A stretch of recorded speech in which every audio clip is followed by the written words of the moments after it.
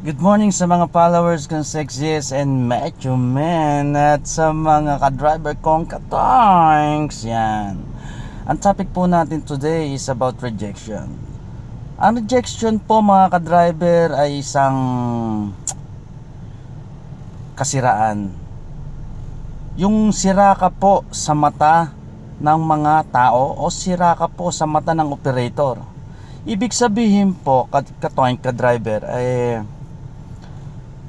kung halimbawa po na nawalan ka ng hanap buhay bilang driver at mag-a-apply ka sa iba, dahil po ito ay may alam sila tungkol sa iyo. Halimbawa po, hindi ka marunong mag-boundary, number 1, at number 2, may bisyo ka po. Yan. So kung ikaw po ito na nasa manubela ngayon at nakikinig po sa akin ka-driver ka-tanks, iwasan nyo muna po ang bisyo na yan. At lalong lalo na po, kailangan po natin mag-boundary. Dahil sa boundary po, kailangan po ng operator po natin yan.